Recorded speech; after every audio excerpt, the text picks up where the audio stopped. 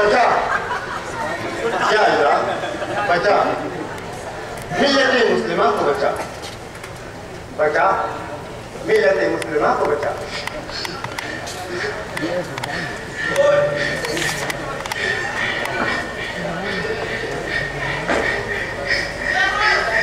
मैं बच गया मैं, खुदा ने मुझे बचा लिया, मैं बच गया। हाँ हम बच गए हम। या अल्लाह तेरा लाख लाख शुक्र है, तूने हमें बचा लिया, मौत से बचा लिया। तू रहीम है, तू करीम है, तू हाफिज है, तू मुहाफिज है। हम बच गए, हम सब बच गए। हमारी नेकियां हमारी मौत को निगल देंगी। हमारे अमल ने हमें नई जिंदगी बख्श दी। इन्ना लिल्लाहि व इन्ना इलैहि राजिऊन। उनके लिए जो लुक़मा अजल बन गए, इन्ना लिल्लाहि व इन्ना इलैहि राजिऊन। हमें अपने बचने की खुशी से ज्यादा मरने वालों का गम मनाना चाहिए। क्या मुझे आपकी बात से इत्तेफाक नहीं और तुझे भी नहीं। दूसरों के गम में कोई अपनी खुशी कुर्बान नहीं करता। ये तो उनके लिए हाथ उठाकर फातिहा पढ़ दे या फिर ताज़ियत के तो कोई बोल दे। बहुत गलत सोच है आप लोगों की, बहुत गलत। अरे ट्रैफिक में सारे मजाजी की एम्बुलेंस अगर गुजरती है तो क्या आप लोग अपनी गाड़ी को सड़क के किनारे खड़े करके उससे आगे जाने का रास्ता नहीं देते? देते हैं, लेकिन वो किसी की जिंदगी बचाने का जज्बा होता है। और यहाँ तो सब मर चुके हैं और हमारे मुंह पर क्या रोना? मरा हुआ मत कहो, वो तो शहीद है। पर हम शहीदों का मातम नहीं करते। आपके घर शादी हो और ऐन मौके पर आपका कोई अजीज मर जाए तो क्या आप लोग शादी मुलतवी नहीं करते? बेशक करते हैं, मगर वो कौन से हमारे अजीज थे? हम सफर थे, हमारे अपने मुसलमान भाई थे। मुसलमान थे, अकीदा नहीं थे। अरे मुशरिक थे, मुशरिक, इसीलिए तो जल मरे। आप लोग बच गए तो क्या आप लोग समझते हैं आपका शुमार खुदा के नेक बंदों में से? बेशक खुदा अपने नेक बंदों की हिफाजत करता है, इसीलिए तो हम इससे बड़े हादसे से बच गए। हकीकत तो ये है कि खुदा अपने नेक बंदों को अपने पास जल्द बुला लेता है। आप लोग बच गए, इसका मतलब है कि आपके गुनाह अभी धुले नहीं है। आपकी किस्मत में जिंदगी की अजियत सहना अभी बाकी है। ये आप क्या कह रहे हैं? शामिल नहीं है? मैं तो में शामिल हूँ। हाँ, मेरी जमहूरियत साहित्य ही इस्तेमाली से है। मुझे तो ये अगर इसकी बातों में रहे की कुदरत से तो हम बचे हैं, पर अपनी बेवकूफी समझ जाएंगे। अरे पहले ये तो पता लगाओ कि हम हैं कहाँ। हाँ, सनती की बातों में हम ये भूल ही गए कि हम हैं कहाँ। पथरीली दीवार है, हम शायद गहरी खाई में जहाँ सूरज की रोशनी भी हल्की पहुंच रही है। गहरी खाई, तभी तो मैं सोचूं कि मुझे सांस लेने में दिक्कत क्यों हो रही है। भाइयों, मेरा दम घुट रहा है, मुझे बचाओ, कुछ करो, तो मुझे बचाओ। मुश्किल में हर आदमी को अपनी मदद खुद करनी चाहिए। तो आओ ढूंढते हैं, यहाँ से बाहर निकलने का कोई ना कोई रास्ता जरूर होगा। हाँ, चलो हम सब ढूंढते हैं। चलो, हाँ चलो। रुको, तुम्हें अपनी जान बचाने की कोई फिक्र नहीं है? मेरी जान तो आप सब है। फिर बैठे कि हो, हमारा साथ दो। मुफ्त में अपनी कुव्वत बर्बाद करना मेरा शिवा नहीं है। मतलब ये कि तुम 5 आदमी अलग अलग 4 दिन पे जाओ, अरे में एक आदमी वैसे ही जाएगा। अरे छोड़ो, इसके हाथ पर छोड़ो। चलो हम सब रास्ता ढूंढते हैं। मेरी मानो तो तुम 4 आदमी 4 दिन पे जाओ और 5वें आदमी को मेरे पास छोड़ो। क्यों? 5वीं सिर्फ पर नजर रखेंगे। हाँ, हम गहरी खाई में हैं। और एक और है, वो है ऊपर की। हाँ, ये तो हम भूल ही गए। प्लेन क्रैश हुआ है, इसलिए कोई ना कोई रेस्क्यू टीम ढूंढनी हमें जरूर आएगी। मेरा दम घुट रहा है, इसलिए मैं इनके साथ यहीं बैठकर ऊपर की सीट पर नजर रखता हूँ। ठीक है, चलो हम चारों सीट में रास्ता तलाश करते हैं।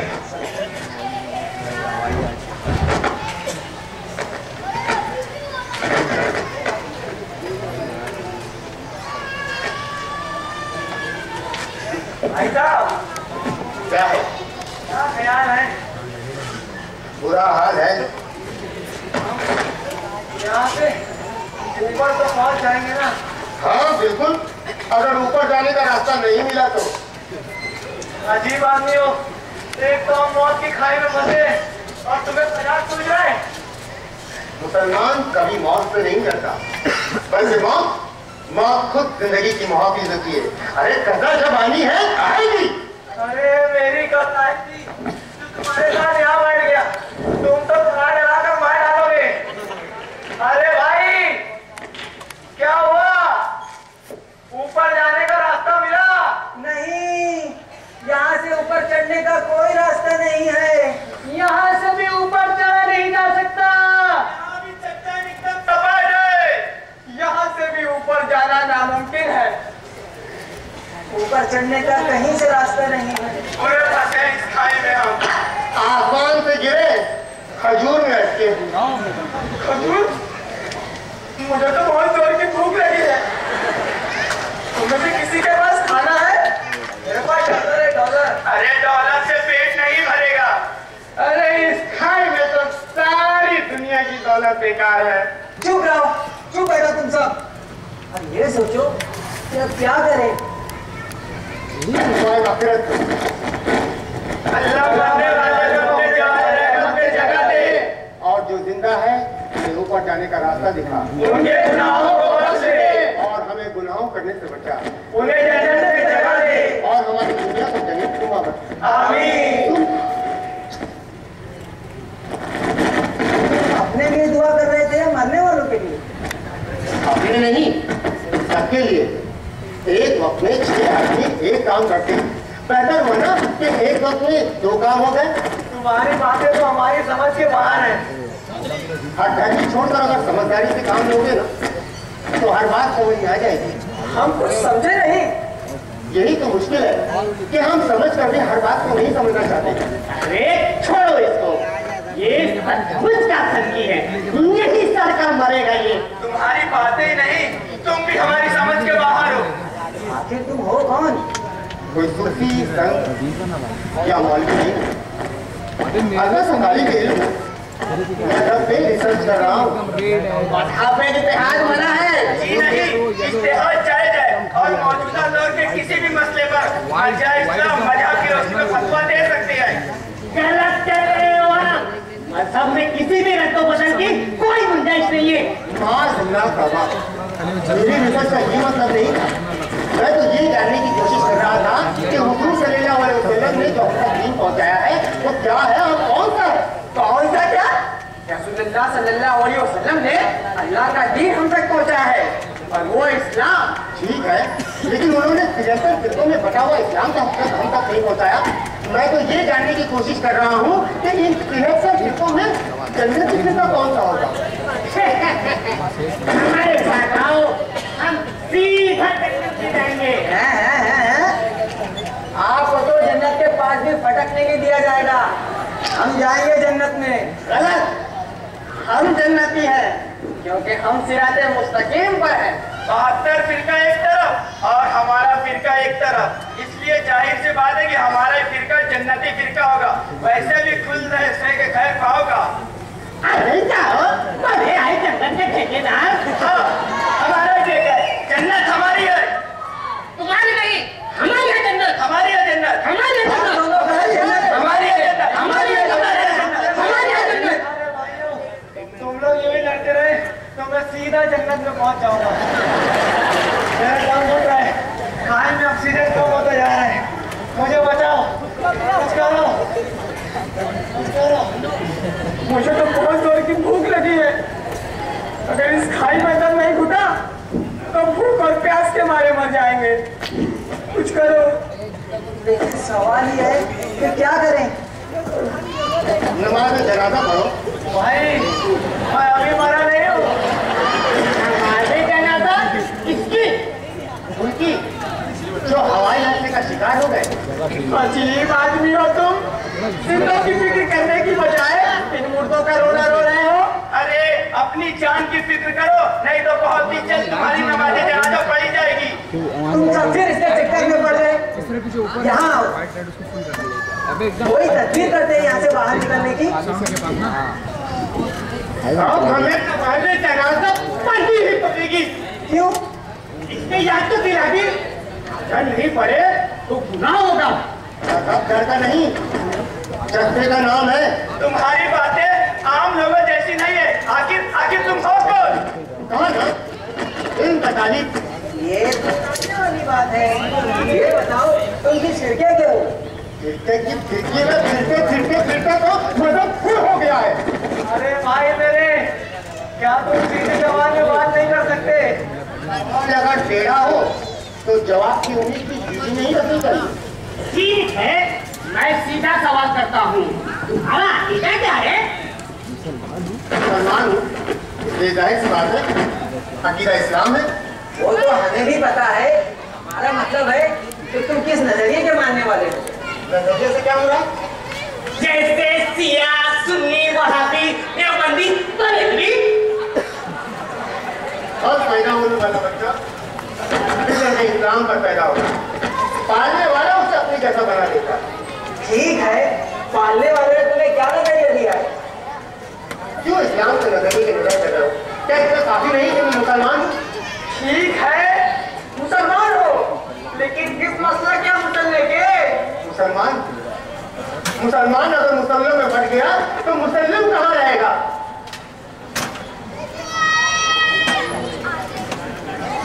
छोड़ो इसको, इससे तो बात करना मतलब अपने हाथ से अपना सर फोड़ना है। हाँ, आओ हम सब नमाज़े जनाजा पढ़ते हैं।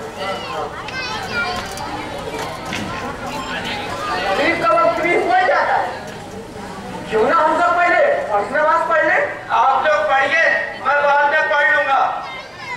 10 वक्त नमाज पढ़ना कज़ा है और कबले जो नमाज पढ़ना बातिल है। अब इसका फैसला कौन करेगा? फैसला कैसा? हम सही हैं। और ये सारे लोग गलत। क्या जरूरी है जहाँ सैयद हो वहाँ हक भी हो?